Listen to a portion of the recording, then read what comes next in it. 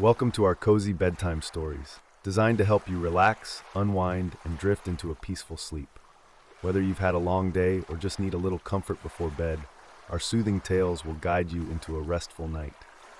Sit back, close your eyes, and let your imagination take you on a gentle journey. Each story is crafted to bring you calm, warmth, and a touch of magic to end your day on a serene note. If you enjoy these stories, don't forget to like the video, share it with friends and family, and subscribe to the channel for more relaxing content. Your support helps us create more stories just for you. We'd also love to hear from you. Leave a comment below and let us know where you're watching from. Sweet dreams and happy listening. The ancient Greeks had several different theories with regard to the origin of the world, but the generally accepted notion was that before this world came into existence, there was in its place a confused mass of shapeless elements called chaos. These elements, becoming at length consolidated by what means does not appear, resolved themselves into two widely different substances, the lighter portion of which, soaring on high, formed the sky or firmament, and constituted itself into a vast overarching vault, which protected the firm and solid mass beneath. Thus came into being the two first great primeval deities of the Greeks, Uranus and Gaia. Uranus, the more refined deity, represented the light and air of heaven, possessing the distinguishing qualities of light, heat, purity, and omnipresence, whilst Gaia, the firm, flat, life-sustaining earth, was worshipped as the great, all-nourishing mother. Her many titles refer to her more or less in this character, and she appears to have been universally revered among the Greeks, there being scarcely a city in Greece which did not contain a temple erected in her honor. Indeed, Gaia was held in such veneration that her name was always invoked whenever the gods took a solemn oath, made an emphatic declaration, or implored assistance. Uranus, the heaven, was believed to have united himself in marriage with Gaia, the earth, and a moment's reflection will show what a truly poetical and also what a logical idea this was. For taken in a figurative sense, this union actually does exist. The smiles of heaven produce the flowers of earth, whereas his long-continued frowns exercise so depressing an influence upon his loving partner that she no longer decks herself in bright and festive robes, but responds with ready sympathy to his melancholy mood. The firstborn child of Uranus and Gaia was Oceanus, the ocean stream, that vast expanse of ever-flowing water which encircled the earth. Here we meet with another logical, though fanciful, conclusion, which a very slight knowledge of the workings of nature proves to have been just and true. The ocean is formed from the rains which descend from heaven and the streams which flow from earth. By making Oceanus, therefore, the offspring of Uranus and Gaia, the ancients, if we take this notion in its literal sense, merely assert that the ocean is produced by the combined influence of heaven and earth, whilst at the same time their fervid and poetical imagination led them to see in this, as in all manifestations of the powers of nature, an actual, tangible divinity. But Uranus, the heaven, the embodiment of light, heat, and the breath of life, produced offspring who were of a much less material nature than his son Oceanus. These other children of his were supposed to occupy the intermediate space which divided him from Gaia. Nearest to Uranus and just beneath him came ether, a bright creation representing that highly rarefied atmosphere which immortals alone could breathe. Then followed air, which was in close proximity to Gaia and represented, as its name implies, the grosser atmosphere surrounding the earth which mortals could freely breathe and without which they would perish. Aether and air were separated from each other by divinities called Nephilae. These were their restless and wandering sisters who existed in the form of clouds, ever floating between ether and air. Gaia also produced the mountains and Pontus, the sea. She united herself with the latter, and their offspring were the sea deities Nereus, Thaumas, Phorcys, Ceto, and Eurybia. Coexistent with Uranus and Gaia were two mighty powers who were also the offspring of chaos.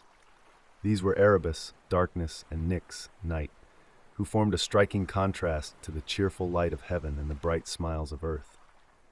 Erebus reigned in that mysterious world below where no ray of sunshine, no gleam of daylight, nor vestige of health-giving terrestrial life ever appeared. Nyx, the sister of Erebus, represented night, and was worshipped by the ancients with the greatest solemnity.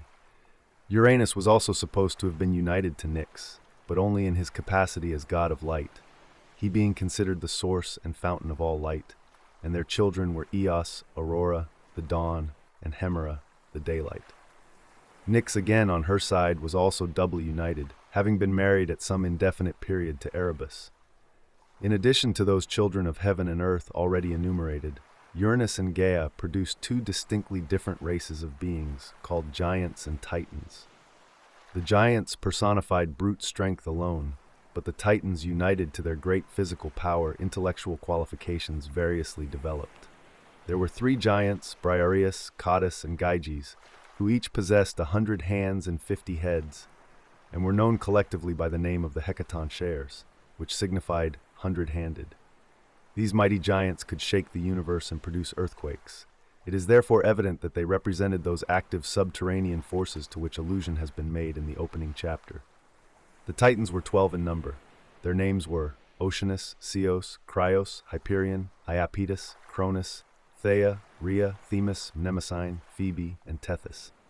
Now Uranus, the chaste light of heaven, the essence of all that is bright and pleasing, held in abhorrence his crude, rough, and turbulent offspring, the giants, and moreover feared that their great power might eventually prove hurtful to himself. He therefore hurled them into Tartarus, that portion of the lower world which served as the subterranean dungeon of the gods.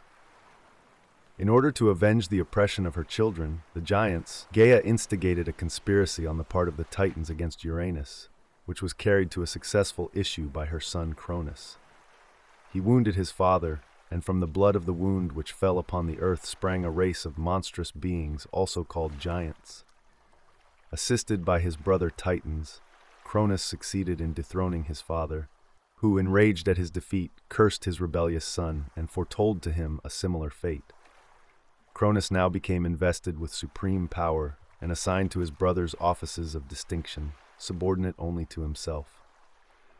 Subsequently, however, when secure of his position, he no longer needed their assistance. He basely repaid their former services with treachery, made war upon his brothers and faithful allies, and, assisted by the giants, completely defeated them, sending such as resisted his all-conquering arm down into the lowest depths of Tartarus.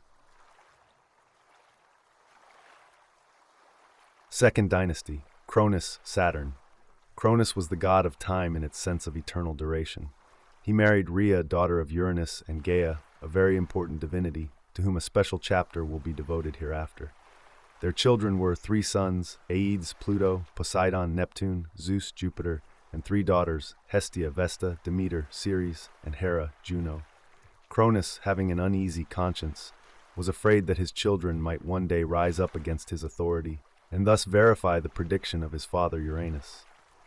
In order, therefore, to render the prophecy impossible of fulfillment, Cronus swallowed each child as soon as it was born, greatly to the sorrow and indignation of his wife Rhea. When it came to Zeus, the sixth and last, Rhea resolved to try and save this one child at least, to love and cherish, and appealed to her parents, Uranus and Gaia, for counsel and assistance. By their advice, she wrapped a stone in baby clothes, and Cronus, in eager haste, swallowed it, without noticing the deception. The child thus saved, eventually, as we shall see, dethroned his father Cronus, became supreme god in his stead, and was universally venerated as the great national god of the Greeks. Anxious to preserve the secret of his existence from Cronus, Rhea sent the infant Zeus secretly to Crete, where he was nourished, protected, and educated. A sacred goat, called Amalthea, supplied the place of his mother by providing him with milk. Nymphs, called Melissae, fed him with honey, and eagles and doves brought him nectar and ambrosia. He was kept concealed in a cave in the heart of Mount Ida, and the Curetes, or priests of Rhea, by beating their shields together, kept up a constant noise at the entrance, which drowned the cries of the child and frightened away all intruders. Under the watchful care of the nymphs, the infant Zeus throve rapidly, developing great physical powers, combined with extraordinary wisdom and intelligence. Grown to manhood, he determined to compel his father to restore his brothers and sisters to the light of day, and is said to have been assisted in this difficult task by the goddess Metis, who artfully persuaded Cronus to drink a potion which caused him to give back the children he had swallowed. The stone which had counterfeited Zeus was placed at Delphi, where it was long exhibited as a sacred relic. Cronus was so enraged at being circumvented that war between the father and son became inevitable. The rival forces ranged themselves on two separate high mountains in Thessaly. Zeus, with his brothers and sisters, took his stand on Mount Olympus, where he was joined by Oceanus and others of the Titans, who had forsaken Cronus on account of his oppressions. Cronus and his brother Titans took possession of Mount Othrys and prepared for battle. The struggle was long and fierce, and at length Zeus, finding that he was no nearer victory than before, bethought himself of the existence of the imprisoned giants, and knowing that they would be able to render him most powerful assistance, he hastened to liberate them. He also called to his aid the Cyclops, sons of Poseidon and Amphitrite, who had only one eye each in the middle of their foreheads, and were called Brontes, thunder, Steropes, lightning, and Pyrechmon, fire anvil.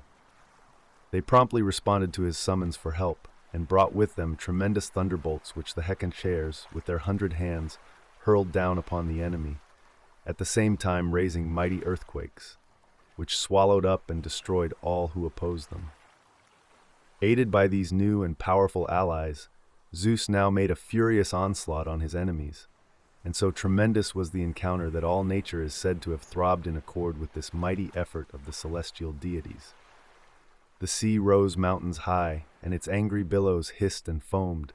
The earth shook to its foundations, the heavens sent forth rolling thunder, and flash after flash of death bringing lightning, whilst a blinding mist enveloped Cronus and his allies.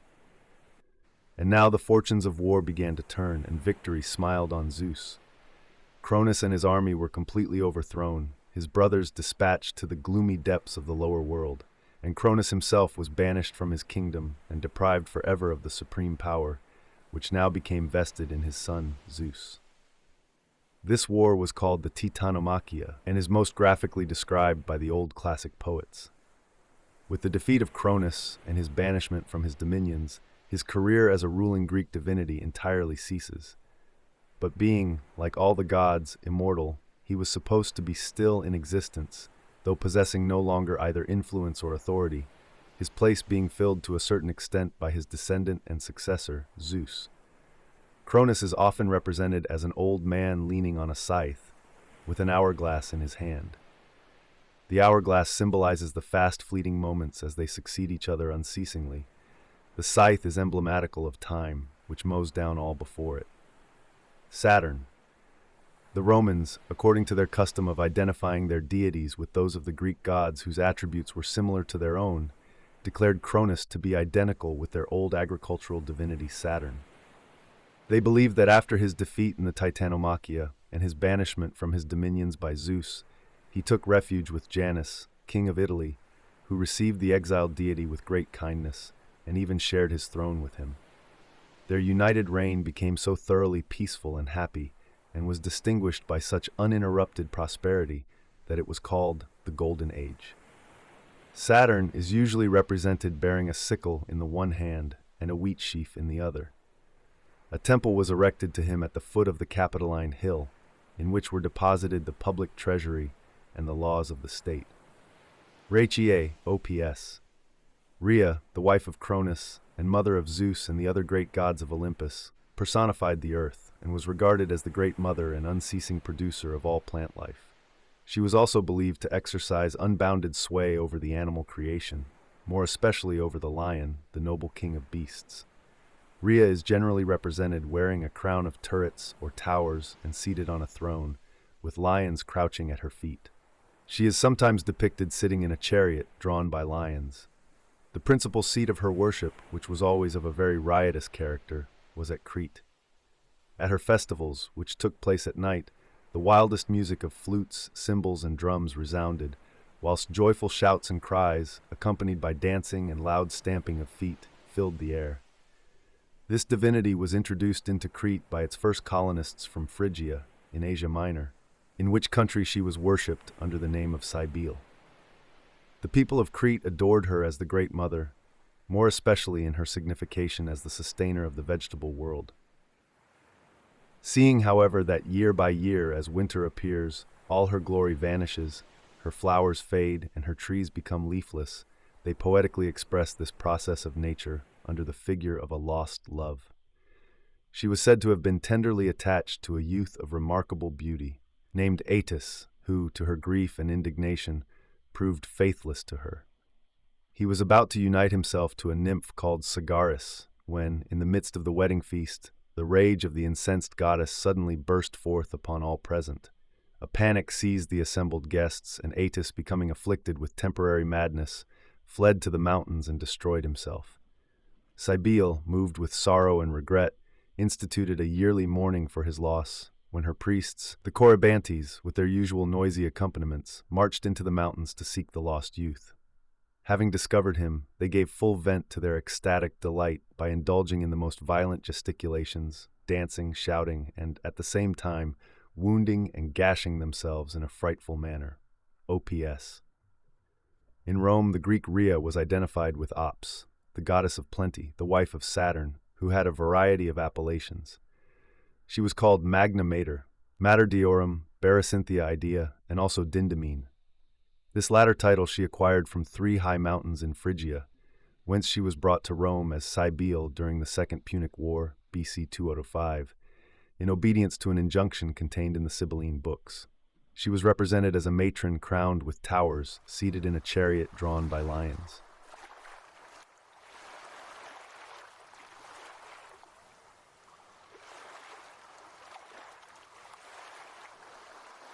Division of the world.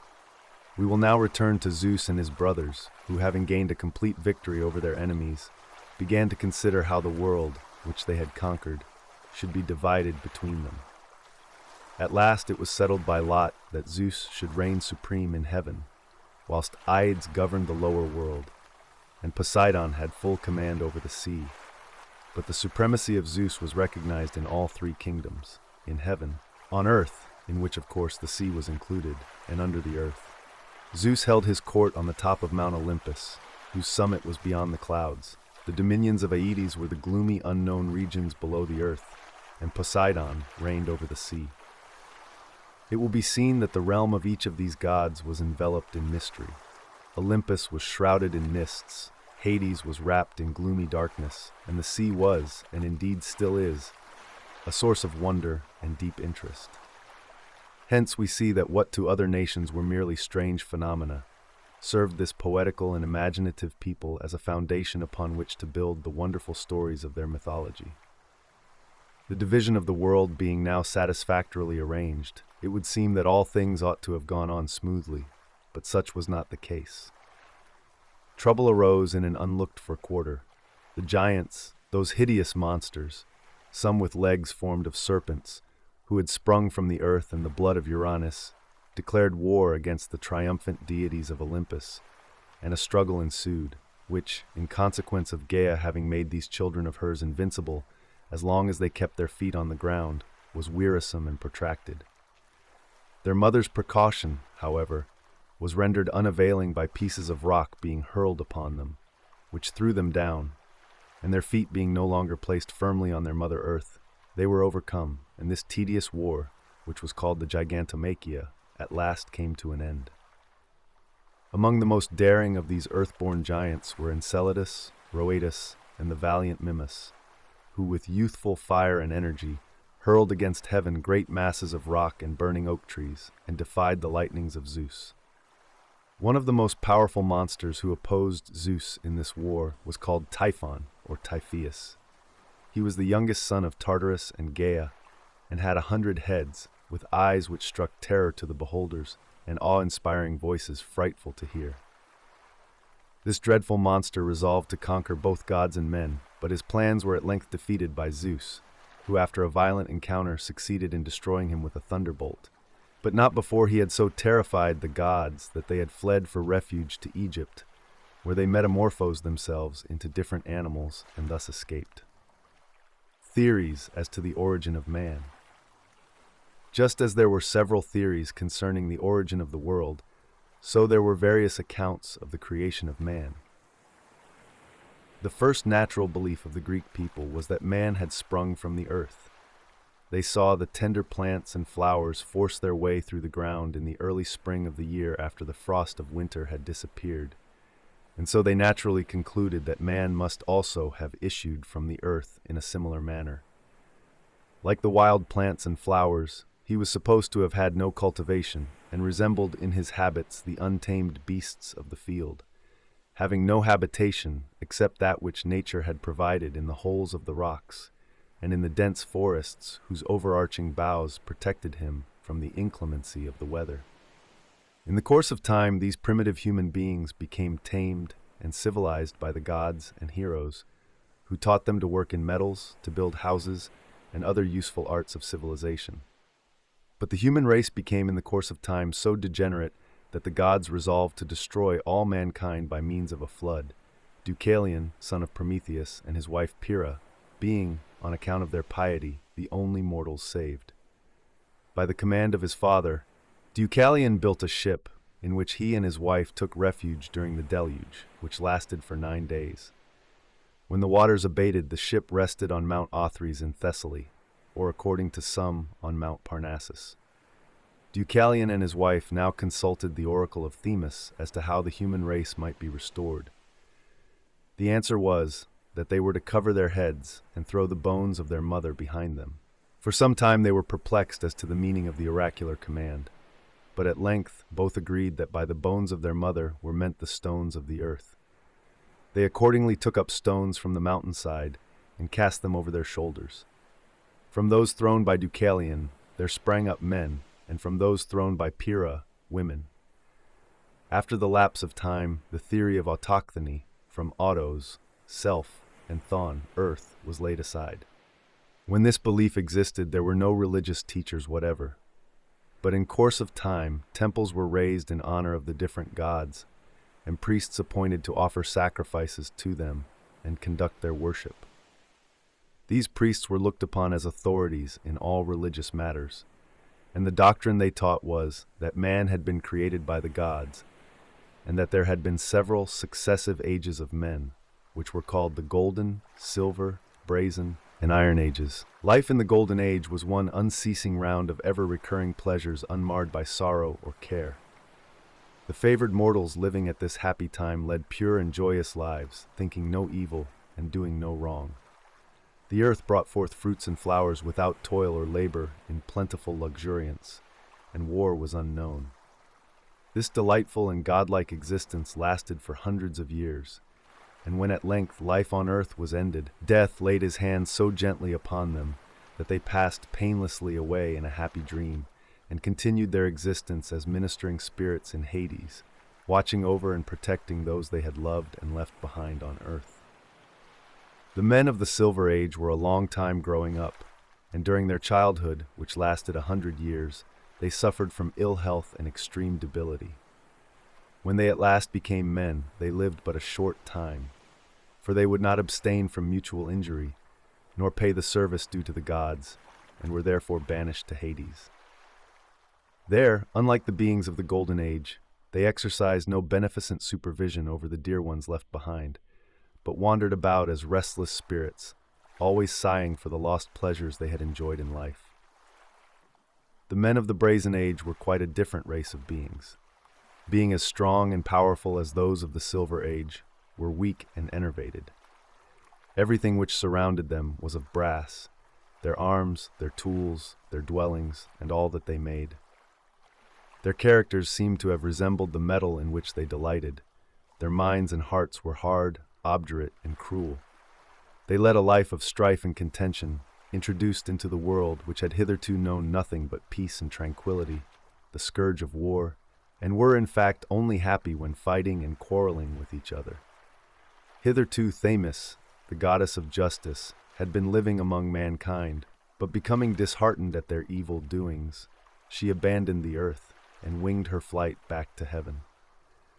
At last the gods became so tired of their evil deeds and continual dissensions that they removed them from the face of the earth and sent them down to Hades to share the fate of their predecessors. We now come to the men of the Iron Age. The earth, no longer teeming with fruitfulness, only yielded her increase after much toil and labor. The goddess of justice having abandoned mankind, no influence remained sufficiently powerful to preserve them from every kind of wickedness and sin.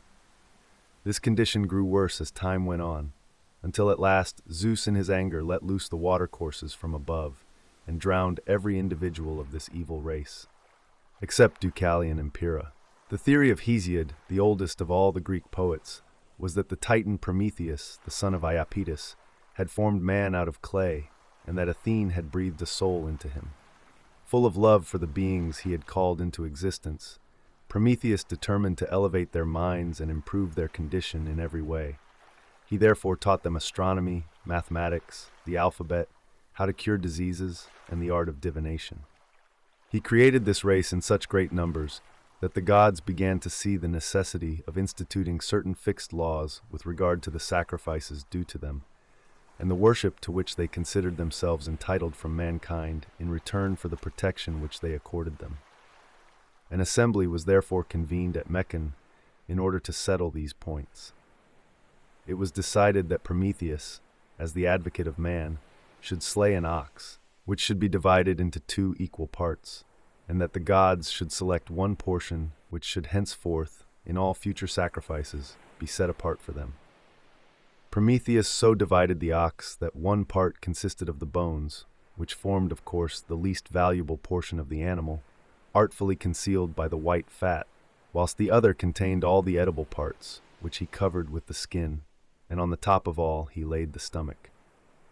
Zeus, pretending to be deceived, chose the heap of bones, but he saw through the stratagem and was so angry at the deception practiced on him by Prometheus that he avenged himself by refusing to mortals the gift of fire. Prometheus, however, resolved to brave the anger of the great ruler of Olympus and to obtain from heaven the vital spark so necessary for the further progress and comfort of the human race. He accordingly contrived to steal some sparks from the chariot of the sun, which he conveyed to earth hidden in a hollow tube. Furious at being again outwitted, Zeus determined to be revenged first on mankind, and then on Prometheus. To punish the former, he commanded Hephaestus, Vulcan, to mold a beautiful woman out of clay, and determined that through her instrumentality, trouble and misery should be brought into the world. The gods were so charmed with the graceful and artistic creation of Hephaestus that they all determined to endow her with some special gift. Hermes, Mercury, bestowed on her a smooth, persuasive tongue. Aphrodite gave her beauty and the art of pleasing. The Graces made her fascinating, and Athene, Minerva, gifted her with the possession of feminine accomplishments. She was called Pandora, which means all gifted, having received every attribute necessary to make her charming and irresistible. Thus beautifully formed and endowed, this exquisite creature, attired by the Graces and crowned with flowers by the seasons, was conducted to the house of Epimetheus by Hermes, the messenger of the gods. Now Epimetheus had been warned by his brother not to accept any gift whatever from the gods, but he was so fascinated by the beautiful being who suddenly appeared before him that he welcomed her to his home and made her his wife. It was not long, however, before he had cause to regret his weakness. He had in his possession a jar of rare workmanship containing all the blessings reserved by the gods for mankind, which he had been expressly forbidden to open. But woman's proverbial curiosity could not withstand so great a temptation, and Pandora determined to solve the mystery at any cost. Watching her opportunity, she raised the lid, and immediately all the blessings which the gods had thus reserved for mankind took wing and flew away. But all was not lost. Just as hope, which lay at the bottom, was about to escape, Pandora hastily closed the lid of the jar, and thus preserved to man that never-failing solace which helps him to bear with courage the many ills which assail him. Having punished mankind, Zeus determined to execute vengeance on Prometheus. He accordingly chained him to a rock in Mount Caucasus, and sent an eagle every day to gnaw away his liver, which grew again every night, ready for fresh torments. For 30 years Prometheus endured this fearful punishment, but at length Zeus relented, and permitted his son Hercules, to kill the eagle, and the sufferer was released.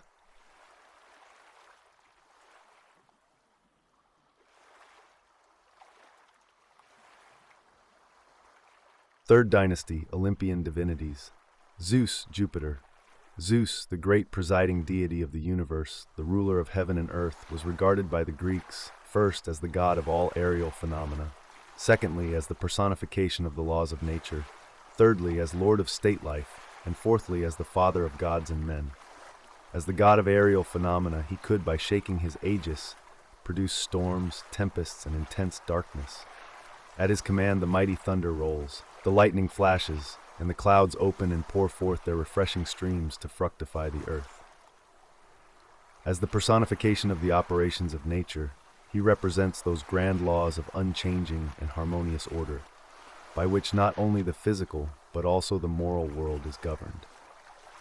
Hence, he is the god of regulated time as marked by the changing seasons, and by the regular succession of day and night, in contradistinction to his father Cronus, who represents time absolutely, i.e. eternity. As the lord of state life, he is the founder of kingly power, the upholder of all institutions connected with the state, and the special friend and patron of princes, whom he guards and assists with his advice and counsel. He protects the assembly of the people, and in fact, watches over the welfare of the whole community. As the father of the gods, Zeus sees that each deity performs his or her individual duty, punishes their misdeeds, settles their disputes, and acts towards them on all occasions as their all-knowing counselor and mighty friend. As the father of men, he takes a paternal interest in the actions and well-being of mortals.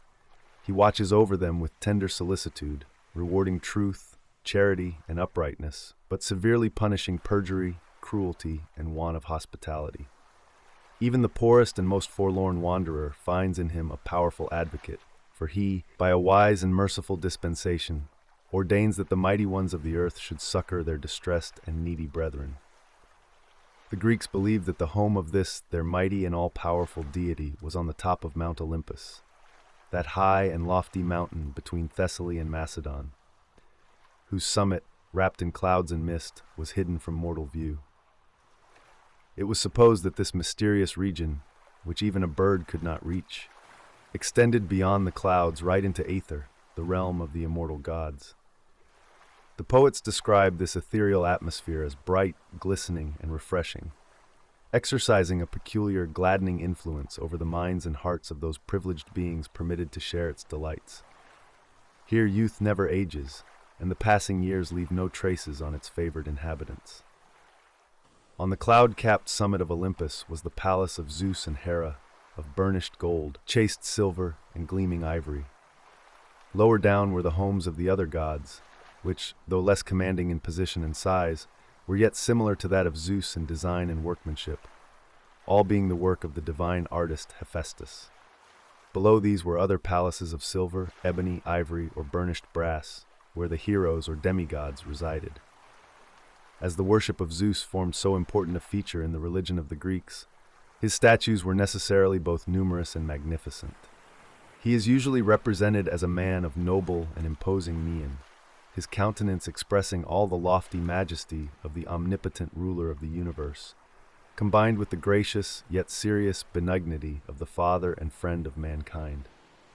He may be recognized by his rich flowing beard and the thick masses of hair which rise straight from the high and intellectual forehead and fall to his shoulders in clustering locks. The nose is large and finely formed, and the slightly opened lips impart an air of sympathetic kindliness which invites confidence. He is always accompanied by an eagle, which either surmounts his scepter or sits at his feet. He generally bears in his uplifted hand a sheaf of thunderbolts, just ready to be hurled, whilst in the other he holds the lightning. The head is frequently encircled with a wreath of oak leaves. The most celebrated statue of the Olympian Zeus was that by the famous Athenian sculptor Phidias, which was 40 feet high and stood in the temple of Zeus at Olympia. It was formed of ivory and gold, and was such a masterpiece of art that it was reckoned among the 7 wonders of the world. It represented the god, seated on a throne, holding in his right hand a life-sized image of Nike, the goddess of victory, and in his left a royal scepter surmounted by an eagle. It is said that the great sculptor had concentrated all the marvelous powers of his genius on this sublime conception, and earnestly entreated Zeus to give him a decided proof that his labors were approved. An answer to his prayer came through the open roof of the temple in the shape of a flash of lightning, which Phidias interpreted as a sign that the god of heaven was pleased with his work. Zeus was first worshipped at Dodona in Epirus, where, at the foot of Mount Tamaris, on the woody shore of Lake Joannina, was his famous oracle, the most ancient in Greece. Here the voice of the eternal and invisible god was supposed to be heard in the rustling leaves of a giant oak, announcing to mankind the will of heaven and the destiny of mortals, these revelations being interpreted to the people by the priests of Zeus, who were called Selli. Recent excavations which have been made at this spot have brought to light the ruins of the ancient temple of Zeus, and also, among other interesting relics, some plates of lead, on which are engraved inquiries which were evidently made by certain individuals who consulted the oracle. These little leaden plates speak to us, as it were, in a curiously homely manner, of a bygone time in the buried past. One person inquires what god he should apply to for health and fortune. Another asks for advice concerning his child, and a third, evidently a shepherd, promises a gift to the oracle should a speculation in sheep turn out successfully. Had these little memorials been of gold instead of lead, they would doubtless have shared the fate of the numerous treasures which adorned this and other temples in the universal pillage which took place when Greece fell into the hands of barbarians. Though Dodona was the most ancient of his shrines, the great national seat of the worship of Zeus was at Olympia in Elais, where there was a magnificent temple dedicated to him, containing the famous colossal statue by Phidias above described. Crowds of devout worshippers flocked to this world-renowned fane from all parts of Greece, not only to pay homage to their supreme deity, but also to join in the celebrated games which were held there at intervals of 4 years. The Olympic Games were such a thoroughly national institution that even Greeks who had left their native country made a point of returning on these occasions, if possible, in order to contend with their fellow countrymen in the various athletic sports which took place at these festivals.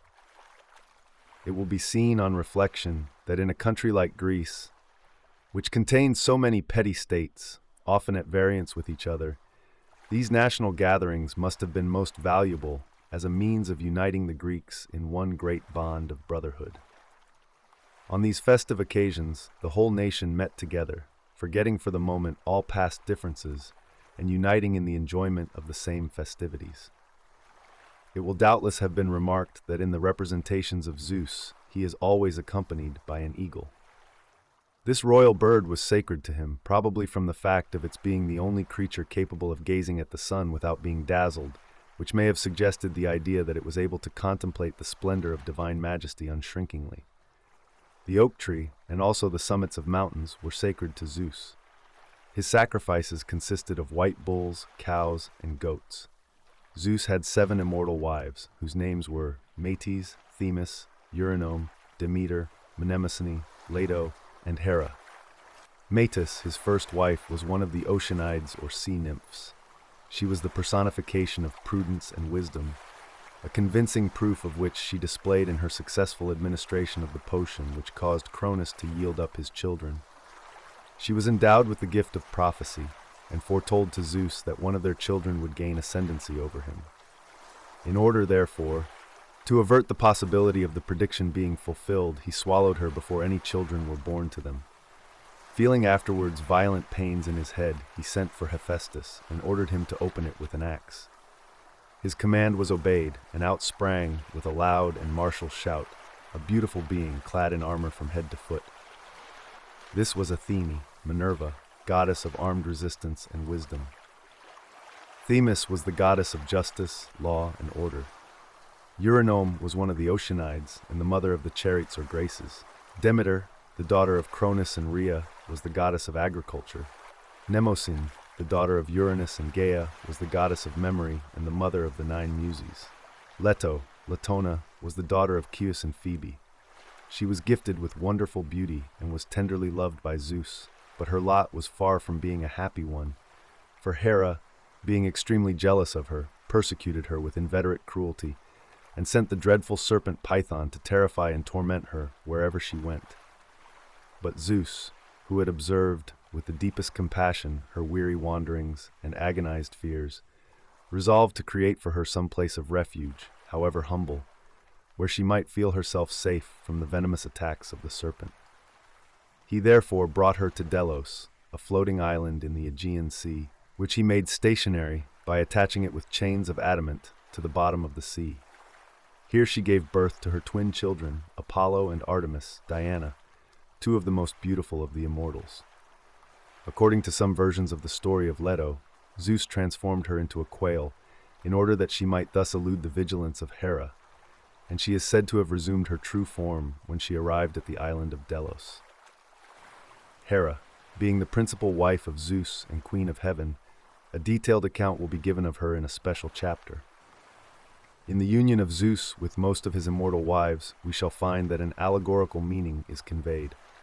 His marriage with Métis, who is said to have surpassed both gods and men in knowledge, represents supreme power allied to wisdom and prudence.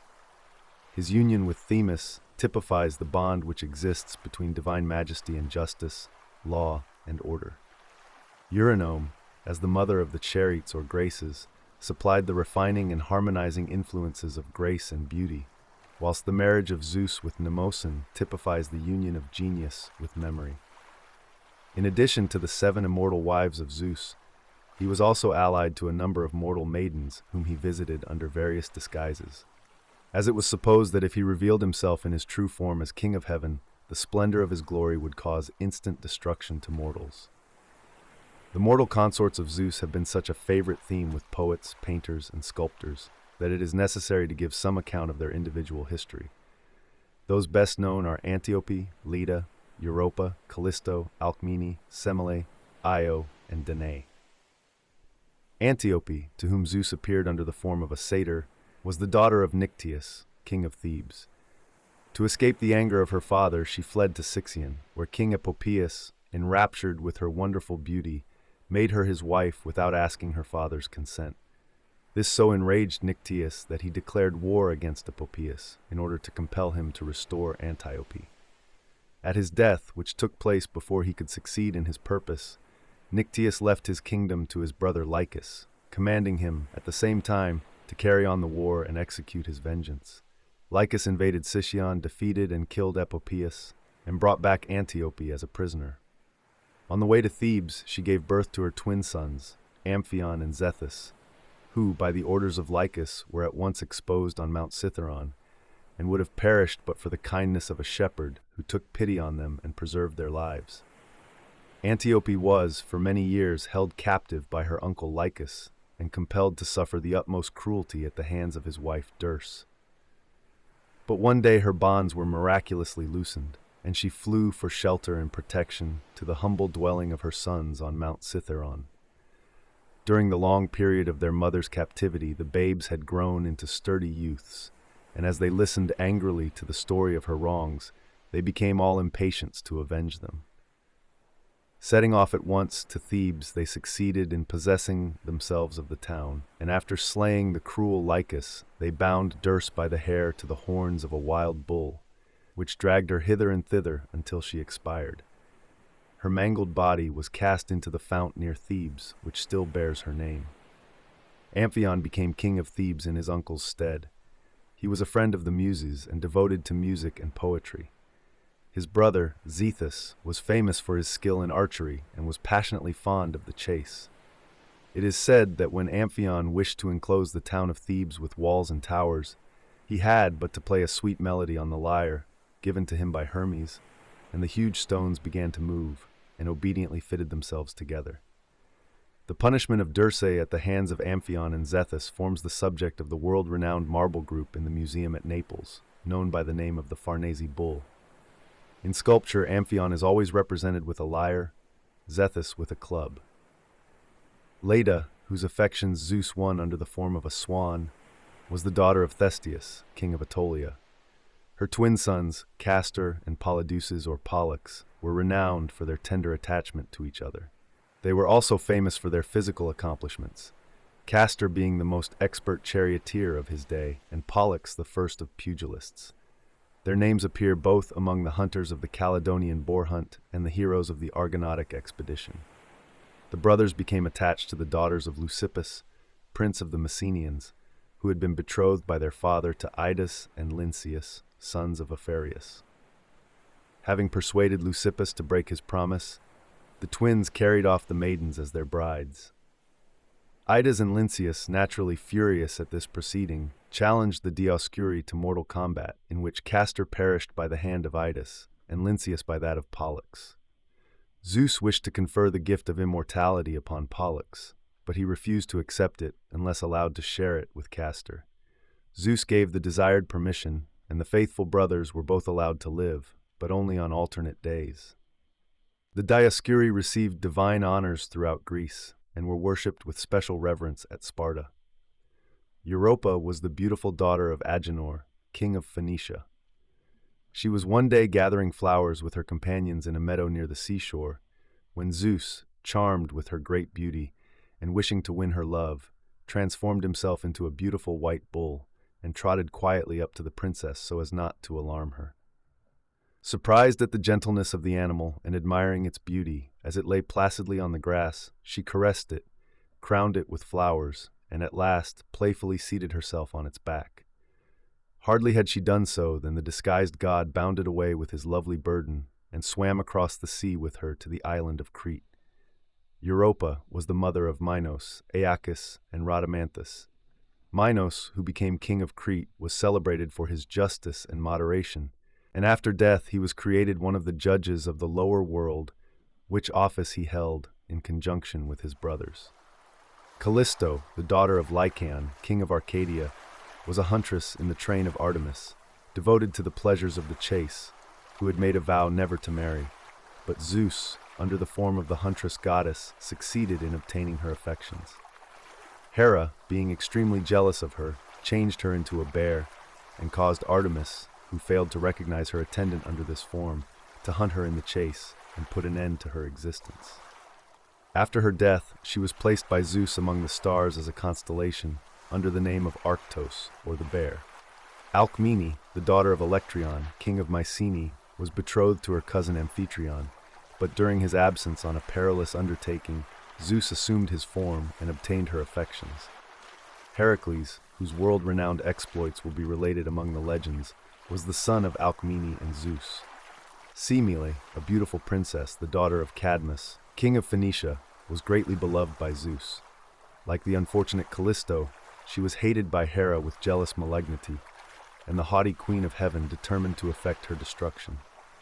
Disguising herself, therefore, as Beroe, Semele's faithful old nurse, she artfully persuaded her to insist upon Zeus visiting her, as he appeared to Hera in all his power and glory, well knowing that this would cause her instant death. Semele, suspecting no treachery, followed the advice of her supposed nurse, and the next time Zeus came to her, she earnestly entreated him to grant the favor she was about to ask. Zeus swore by the Styx, which was to the gods an irrevocable oath, to accede to her request whatsoever it might be. Semele, therefore, secure of gaining her petition, begged of Zeus to appear to her in all the glory of his divine power and majesty. As he had sworn to grant whatever she asked of him, he was compelled to comply with her wish. He therefore revealed himself as the mighty lord of the universe, accompanied by thunder and lightning, and she was instantly consumed in the flames. Io, daughter of Inachus, king of Argos, was a priestess of Hera. She was very beautiful, and Zeus, who was much attached to her, transformed her into a white cow in order to defeat the jealous intrigues of Hera, who, however, was not to be deceived. Aware of the stratagem, she contrived to obtain the animal from Zeus, and placed her under the watchful care of a man called Argus Panoptus, who fastened her to an olive tree in the grove of Hera. He had 100 eyes, of which, when asleep, he never closed more than 2 at a time. Being thus always on the watch, Hera found him extremely useful in keeping guard over Io. Hermes, however, by the command of Zeus, succeeded in putting all his eyes to sleep with the sound of his magic lyre, and then, taking advantage of his helpless condition, slew him. The story goes that in commemoration of the services which Argus had rendered her, Hera placed his eyes on the tail of a peacock, as a lasting memorial of her gratitude. Ever fertile in resource, Hera now sent a gadfly to worry and torment the unfortunate Io incessantly, and she wandered all over the world in hopes of escaping from her tormentor. At length she reached Egypt, where she found rest and freedom from the persecutions of her enemy. On the banks of the Nile she resumed her original form and gave birth to a son called Epiphas, who afterwards became king of Egypt and built the famous city of Memphis. Danae. Zeus appeared to Danae under the form of a shower of gold. Further details concerning her will be found in the legend of Perseus.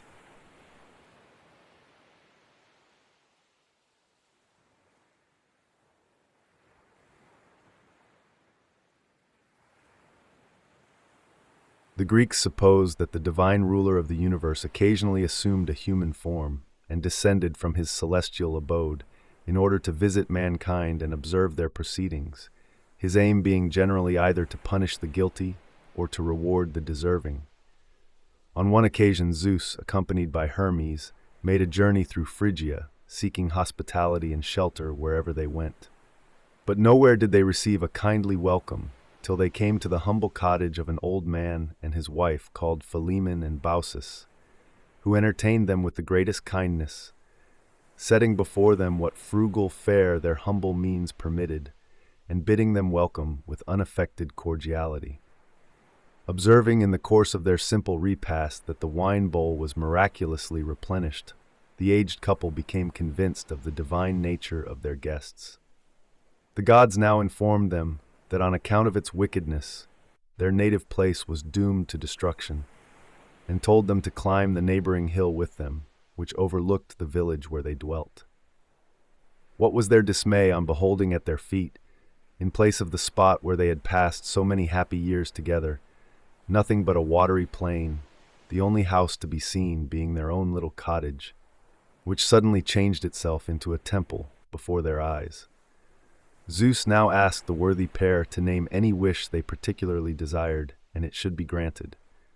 They accordingly begged that they might serve the gods in the temple below, and end life together.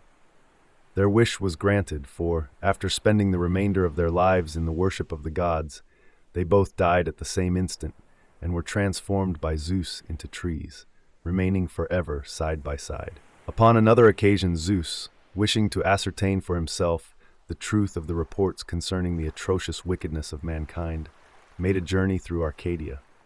Being recognized by the Arcadians as King of Heaven, he was received by them with becoming respect and veneration. But Lycaon, their king, who had rendered himself infamous by the gross impiety of himself and his sons, doubted the divinity of Zeus, ridiculed his people for being so easily duped, and, according to his custom of killing all strangers who ventured to trust his hospitality, resolved to murder him. Before executing this wicked design, however, he decided to put Zeus to the test, and having killed a boy for the purpose, placed before him a dish containing human flesh. But Zeus was not to be deceived. He beheld the revolting dish with horror and loathing, and angrily upsetting the table upon which it was placed, turned Lycaon into a wolf, and destroyed all his 50 sons by lightning, except Nyctimus, who was saved by the intervention of Gaia.